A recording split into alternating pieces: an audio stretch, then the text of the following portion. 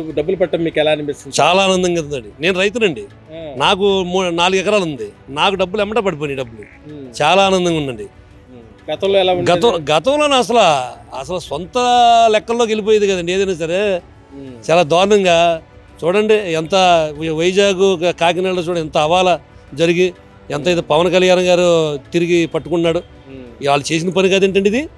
Kakinada port మొత్తం కూడా జగన్మోహన్ రెడ్డి స్వాధీనంలో పెట్టుకొని వాళ్ళ ఎమ్మెల్యే చంద్రశేఖర్ రెడ్డి నాన్న భాస్కర్ రెడ్డి, వాళ్ళ తమ్ముడు ఆయన ఒక రెడ్డి, వీళ్ళు ముగ్గురు కూడా ఒకళ్ళు ఎమ్మెల్యే, ఒకళ్ళు చైర్మన్, ఒకళ్ళేమో ఆంధ్రప్రదేశ్ రైస్ అసోసియేషన్ చైర్మన్. వీళ్ళందరూ కూడా రాష్ట్రం నుంచి రైస్ సేకరించి ఈ అంతా కూడా విదేశాలకు ట్రాన్స్ఫర్ చేసింది మొత్తం కూడా జగన్మోహన్ రెడ్డి అనుకో.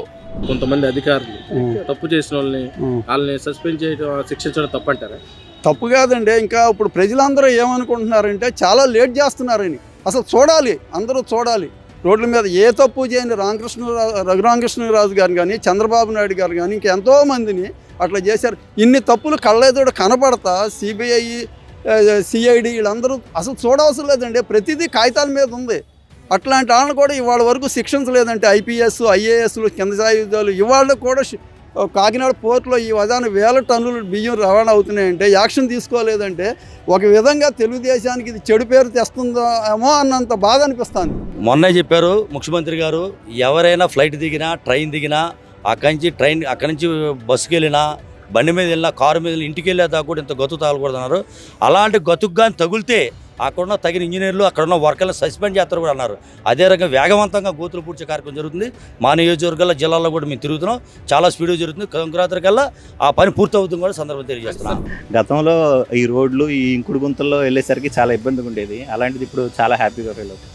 సార్, ఇప్పుడు చంద్రబాబు నాయుడు గారు పెన్షన్ అంటే పెంచడంపై మీకు ఎలా అనిపిస్తుంది? దాంతోపాటు 3 నెలలకు ఒకేసారి పెన్షన్ తీసుకోండి అని చెప్పడంపై మీకు ఎలా?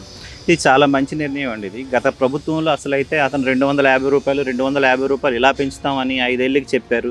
పెంచడం కష్టం అన్నారు.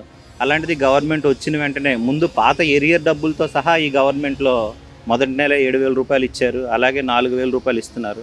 ఈ రోజుల్లో పేద ప్రజలకి ఈరోజు కాస్ట్ ఆఫ్ లివింగ్ చాలా ఎక్కువైపోయిందండి. సో పేద ప్రజలకు అనేది ఈ 1000 రూపాయలు అనేది చాలా హెల్ప్ఫుల్ అవుతుంది. వాలంటీర్లు లేకపోతే అవదన్నారు. అలాంటిది 4,000 రూపాయలు టక్కన 1వ తారీఖున అదే రోజు ఇంటికి వచ్చి ఇస్తున్నారు. సో చాలా హెల్ప్ఫుల్ అవుతుందండి అది. గతంలో అంటే మొత్తం తాగేసి కుర్రోడు ఎక్కడ ఏది దొరికితే దోచేయడం అవి చేశాను. ఎవరెందుకు ఒకసారి నా మీద ఒకసారి అటాక్ చేయబోయారండి.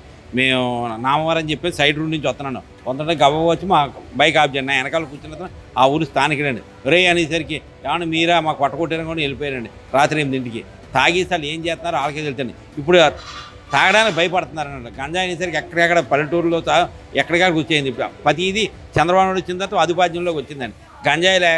గంజాయి అదుపు పూర్తిగా అరికడతారండి చంద్రబాబు నాయుడు గారు. ఎందుకంటే గత 5 సంవత్సరాల్లో విధ్వంసాలు తప్పించి ఎక్కడ అభివృద్ధి లేదు. ఒకవైపున రోడ్లు పూడుస్తూ ఉన్నారు. ఏదైతే ఈ రోజున గ్యాస్ సిలిండర్ అన్నారు, గ్యాస్ స్కీమ్ వచ్చింది సూపర్ 6లో.